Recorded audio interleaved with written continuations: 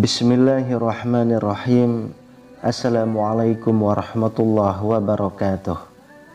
Syukur alhamdulillah kita bisa berjumpa lagi di channel ini. Sholawat dan salam selalu dan tetap tercurahkan kepada junjungan kita Nabi besar Muhammad sallallahu alaihi wasallam. Allahumma sholli ala sayyidina Muhammad wa ala ali sayyidina Muhammad. Harapan dan doa saya semoga saudaraku semuanya selalu diberikan kesehatan, dilapangkan rezekinya, diampuni dosa-dosanya, dan dipanjangkan umurnya. Amin ya rabbal alamin. Sahabat beriman yang dirahmati Allah, sungguh Allah subhanahu wa ta'ala menciptakan bumi dan langit tidaklah sia-sia. Begitu juga manusia dan jin tidak diciptakan melainkan hanya beribadah kepadanya. Sebagaimana firman Allah subhanahu wa ta'ala, dan aku tidak menciptakan jin dan manusia melainkan supaya mereka mengabdi kepadaku. Quran surah Az-Zariyat ayat 56. Namun alam jin dan manusia sangatlah beda, yang mana manusia tidaklah bisa melihat alam jin, akan tetapi jin mengetahui keberadaan manusia. Jin adalah makhluk sama halnya dengan manusia. Ada yang mukmin, kafir, munafik, zolim, dan ada juga fasik. Namun perlu kita ketahui bahwa jin mempunyai markas atau sarang tersendiri yang sebaiknya kita berhati-hati dan tidak mengganggunya. Sahabat beriman, berikut 10 sarang jin yang dijelaskan oleh Rasulullah Shallallahu Alaihi Wasallam. Yang pertama, pasar. Di dalam pasar terdapat berbagai kemaksiatan dan kebatilan yang dilakukan oleh manusia, seperti penipuan, pencurian, mengumbar aurat dan sebagainya. Dan begitu juga mereka lalai akan mengingat Allah. Maka dari itu wajar jika dalamnya banyak jin. Bahkan pasar adalah tempat peperangan para jin. Dari Salman berkata, janganlah kamu menjadi orang pertama kali masuk pasar jika kamu mampu dan juga paling terakhir keluar darinya. Karena sesungguhnya di dalamnya terdapat peperangan para setan dan di sanalah ditancapkan benderanya. Hadis riwayat Muslim. Dengan berbagai kemaksiatan, pasar adalah tempat yang paling dibenci oleh Allah subhanahu wa ta'ala. Dari Abu Hurairah bahwa Rasulullah sallallahu alaihi wasallam bersabda, tempat yang paling disukai Allah adalah masjid, dan tempat yang paling dibenci adalah pasar. Hadis riwayat Muslim. Yang kedua, dalam lubang. Terkadang di dalam lubang tanah, bebatuan atau pepohonan terdapat sarang jin. Maka dari itu Rasulullah Shallallahu Alaihi Wasallam melarang kita untuk kencing di lubang-lubang. Dari Abdullah bin Sarjis bahwa Nabi Shallallahu Alaihi Wasallam bersabda, janganlah salah seorang dari kalian kencing di lubang. Mereka berkata kepada Qatadah, apa yang menyebabkan kencing di lubang dibenci? Dia menjawab, dikatakan bahwa sesungguhnya itu adalah tempat tinggal jin. Hadis riwayat An-Nasa'i. Yang ketiga, kuburan. Sudah dijelaskan bahwa permukaan bumi atau tanah itu suci dan boleh didirikan sholat di atasnya. Namun Rasulullah Shallallahu Alaihi Wasallam membuat pengecualian bahwa kuburan dan kamar mandi tidak boleh didirikan sholat di dalamnya. Nabi Shallallahu Alaihi Wasallam bersabda, telah dijadikannya untukku bahwa semua permukaan bumi atau tanah tempat sujud dan mensucikan. Hadis riwayat At-Tirmizi. Terkadang kuburan adalah tempat yang dijadikan untuk sesembahan para kaum musyrik, seperti dukun dan sebagainya. Mereka meminta bantuan kepada jin untuk memenuhi kebutuhannya. Namun itu tidaklah gratis dan cuma-cuma. Jin khususnya yang kafir akan meminta imbalannya berupa tumbal atau lainnya. Dan tujuannya adalah menyesatkan manusia dan menjauhkan dari Robnya. Lalu yang keempat, masjid. Wajar jika di dalam masjid terkadang melihat hal-hal aneh atau semacamnya, karena di dalamnya terdapat jin muslim. Jin muslim seperti halnya manusia muslim yang ingin melaksanakan sholat berjamaah. Dari Ibnu Abbas radhiyallahu anhu berkata, bahwa jin telah berkata kepada Rasulullah sallallahu alaihi wasallam, "Wahai Rasulullah, izinkanlah kami kaum jin untuk ikut menunaikan sholat berjamaah bersamamu di masjidmu." Maka Allah menurunkan surah Jin ayat 18 yang berbunyi, "Dan sesungguhnya masjid-masjid itu adalah kepunyaan Allah, maka janganlah kamu menyembah seseorang pun di dalamnya di samping menyembah Allah." Hadis riwayat Abu Hatim. Yang kelima, rumah. Rumah kita akan menjadi sarang jin jika tidak digunakan di dalamnya berzikir kepada Allah, membaca Al-Quran ataupun sholat. Untuk itu, rumah yang tidak pernah digunakan untuk sholat dan membaca Al-Quran seperti kuburan. Dan jika seseorang hendak masuk rumah, tidak berzikir, mengucapkan salam atau membaca bismillah, maka kemungkinan jin akan mengikutinya. Dari Jabir radhiyallahu anhu berkata, bahwa sesungguhnya Nabi Shallallahu alaihi wasallam bersabda, "Jika salah seorang dari kalian masuk rumah, maka ia berzikir membaca bismillah kepada Allah ketika memasukinya dan hendak ia makan. Berkatalah setan, tidaklah ada tempat dan makanan untuk kalian, golongan jin, kafir dan setan. Dan jika memasukinya tidak mengingat Allah, berkatalah setan, kalian boleh menempatinya. Dan jika tidak membaca bismillah ketika hendak makan, maka berkatalah setan, kalian boleh tinggal dan makan makanannya." Hadis riwayat Muslim.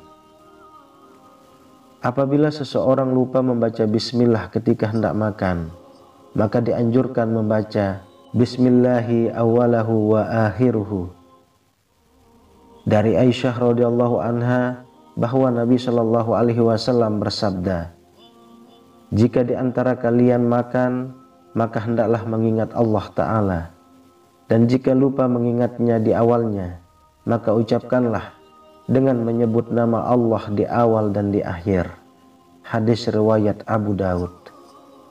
Oleh karena itu, sudah jelas bahwa di setiap rumah kita ada jinnya. Hadis dari Abu Sa'id Al-Khudri berkata, bahwa Nabi Shallallahu alaihi wasallam bersabda, "Di dalam rumah terdapat penghuni-penghuni jin. Maka jika kamu melihat sesuatu yang aneh, usirlah ia 3 kali. Kalau pergi, maka biarkanlah. Tapi jika ia membandel tidak mau pergi, maka bunuhlah, sebab ia pasti jin kafir." Hadis riwayat Muslim.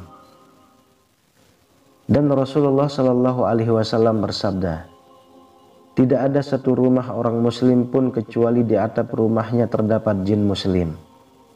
Apabila ia menghidangkan makanan pagi, maka mereka pun jin ikut makan pagi bersama mereka. Apabila makan sore dihidangkan, maka mereka juga ikut makan sore bersama orang-orang muslim. Hanya saja Allah menjaga dan menghalangi orang-orang muslim itu diganggu dari jin-jin tersebut." Lalu yang keenam, toilet atau kamar mandi. Hikmah disyariatkan membaca doa sebelum masuk WC atau kamar mandi adalah agar terhindar dari gangguan setan yang tinggal di dalamnya. Maka Nabi Shallallahu alaihi wasallam bersabda yang diriwayatkan dari Sa'id bin Arqam, "Sesungguhnya tempat-tempat buang hajat dihadiri oleh para setan. Maka jika salah seorang dari kalian hendak masuk kamar mandi, ucapkanlah, 'Ya Allah, sesungguhnya aku berlindung dari setan laki-laki dan setan perempuan.'" Hadis riwayat Ahmad dan Ibnu Majah. Yang ketujuh, gunung. Bilal bin Haris menceritakan bahwa dalam sebuah perjalanan bersama Rasulullah, beliau Shallallahu Alaihi Wasallam memberitahukan bahwa jin muslim dan musyrik bertengkar. Lalu mereka minta ditempatkan di suatu tempat. Maka Rasulullah menempatkan jin muslim di Al-Jalas, perkampungan dan gunung-gunung. Sedangkan jin musyrik ditempatkan di Al-Gaur, antara gunung dan laut. Yang kedelapan, kandang unta. Dari Abdullah bin Mughaffal radhiyallahu anhu, ia berkata, Rasulullah Shallallahu Alaihi Wasallam telah melarang kami untuk melakukan sholat di kandang-kandang unta dan tempat-tempat menderumnya, karena ia diciptakan dari setan-setan. Sahih Sunan Abu Daud. Berkata Ibnu Hibban radhiyallahu anhu, sebagaimana dalam Al-Ihsan mengomentari makna hadis, karena ia diciptakan dari setan-setan. Maksudnya adalah sesungguhnya setan bersamanya. Yang kesembilan, lautan. Iblis, setan dan sejenisnya dari golongan jin memiliki kerajaan di atas air. Maka tidak heran jika banyak masyarakat yang percaya akan cerita Kanjeng Ratu Nyai Roro Kidul yang dipercaya sebagai penguasa atau Ratu Laut Selatan. Dari Jabir radhiyallahu anhu, ia berkata, Rasulullah Shallallahu Alaihi Wasallam bersabda, sesungguhnya iblis meletakkan singgasananya di lautan. Dari sana dia mengirim pasukannya untuk membuat fitnah, mengacau atau membencanai umat manusia. Maka siapa yang lebih besar membuat bencana, dialah yang lebih besar jasanya atau terhormat di kalangan mereka. Hadis riwayat Muslim. Kemudian yang ke-10, di padang pasir dan gua-gua. Kita sering mendengar atau melihat bahwa ada orang-orang syirik yang melakukan pertapaan di dalam gua. Ini ternyata karena di dalam gua terdapat tempat tinggal dari golongan jin. Mereka meminta segala sesuatu dari golongan jin. Dari Ibnu Mas'ud radhiyallahu anhu berkata, suatu hari kami para sahabat berkumpul bersama Rasulullah. Tiba-tiba kami kehilangan beliau. Selalu kami cari-cari di lembah-lembah dan kampung-kampung. Akan tetapi kami tidak mendapatkannya. Kami lalu berkata, Rasulullah Shallallahu Alaihi Wasallam telah diculik dan disandra. Pada malam itu tidur kami betul-betul tidak menyenangkan. Ketika pagi hari tiba, tampak Rasulullah sedang bergegas menuju kami dari arah sebuah gua yang berada di tengah padang pasir. Kami lalu berkata, ya Rasulullah, malam tadi kami betul-betul kehilangan engkau. Lalu kami tidur dalam keadaan sangat tidak menyenangkan. Rasulullah kemudian bersabda, malam tadi saya didatangi oleh utusan dan kelompok jin. Ia membawa saya pergi menemui kaumnya untuk mengajarkan Al-Quran. Hadis riwayat Muslim. Sahabat beriman yang dirahmati Allah, sungguh yakin bahwa Allah Ta'ala menciptakan jin dan mereka tinggal di sekeliling kita. Hanya saja Allah telah membatasi penglihatan kita sehingga kita tidak bisa melihat alam jin dan hal-hal yang gaib. Jin kafir paling suka tinggal di daerah kotor dan najis seperti tempat pembuangan hajat, dan juga mereka suka tinggal di kuburan. Sedangkan jin muslim menyukai tempat yang harum dan baik sebagaimana orang muslim. Mereka menyukai tempat-tempat yang bersih dan tidak najis seperti masjid. Maka dari itu kita harus berhati-hati dalam melakukan sesuatu.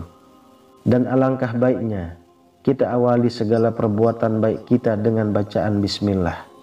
Dengan begitu Allah Subhanahu wa Ta'ala akan melindungi hambanya. Wallahu a'lam bishawab. Demikian yang bisa saya bagikan, semoga bermanfaat untuk kita semua. Amin ya rabbal alamin. Assalamualaikum warahmatullahi wabarakatuh.